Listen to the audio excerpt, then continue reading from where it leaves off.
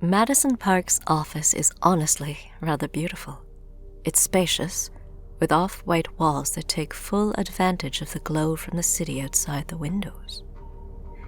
Her many bookshelves contain texts not just of psychology, but history, finance, philosophy, and spirituality from around the world.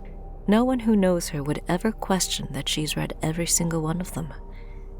For decoration, there are many gorgeous landscape paintings, all representative of different places, some real, some imagined, all wondrous. There's lush plum carpeting and 2 large leather couches. Sinking into them is like getting a hug. All that, and still, the serenity of the office stands in stark contrast to the serious nature of the meeting at hand. We've got no case here, Maddie. There's nothing to justify removal.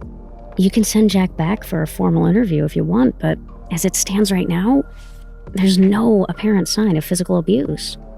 No one in the house is saying a word. None of the neighbors either. Not to mention that I guess Turner's got his hand working miracles on Mayor Dick Jr., metaphorically speaking, of course.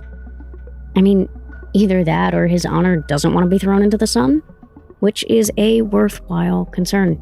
Bottom line, our hands are tied here without a real complaint. Come on, Meg. Give me something here. That kid needs out of there. I trust Jack. Turner sounds like a ticking time bomb, and I'm not going to just wait around until he blows up, taking his wife and his son with him.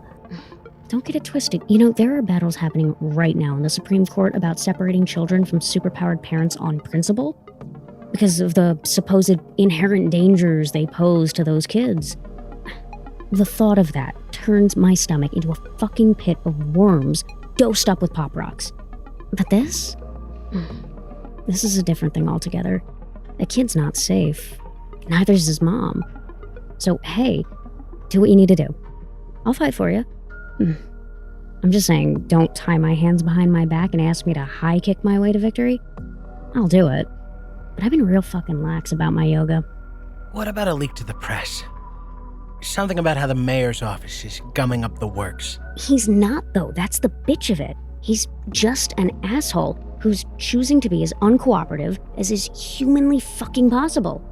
Everything he said to Maddie was technically true. The fact that he's motivated by the need to gargle Turner's balls rather than by a genuine concern for ethics is immaterial. He's still technically in the right on this one. Thought technically was your favorite word, Meg. Yeah, when I get to use it to legally annihilate a motherfucker, not when it gets in the way of my winning. We'll have to start looking for a way to create our own opening here. I'll start calling in some favors in other city sectors. See if I can't reach a new understanding with the DA where Liam Turner and the mayor are concerned. And as they're brainstorming, Jack's phone begins to ring. Sorry, excuse me, let me just... Hello? Is this Mr. Dobson? Yes, it is. It's Jasmine Turner. Mrs. Turner, hi. So good to hear from... Augie. He's in the hospital. He's been hurt very badly. You don't know, Jack can feel her fighting valiantly to hold her emotions in check, but it's a losing battle. Mrs. Turner, it's okay. Look, I'm gonna come meet you right now. You were right to call me. Are you at Heartsong Medical? Yes. God, I'm so stupid. No, you're not, Mrs. Turner. It's all right. I'm on my way. Jack hangs up, and he's on his feet in a flash. Kid's in the hospital. I think we're about to get our formal complaint. Just hope it's not too late. Be careful, Jack. Yeah, I'll think about it. Jack's out the door, almost ready to start sprinting when Megan calls out behind him. Hey, Jack, wait up! Jack turns, and Megan sees the dark look across his face. You alright? I'm fine. Bullshit. I can't even imagine what you're feeling right now after, well, everything. I know what this means to you, and I've got your back, alright? Don't ever forget that. Look, fuck this guy. We're gonna figure this out. It's not about me, Megan. It's about them. I gotta go. Jack, Now he's off like a shot. Jesus, Megan thinks, he can really move when he wants to. She remembers the first time she met him. His eyes had been cold and dead that night, even deep inside of a very dark place.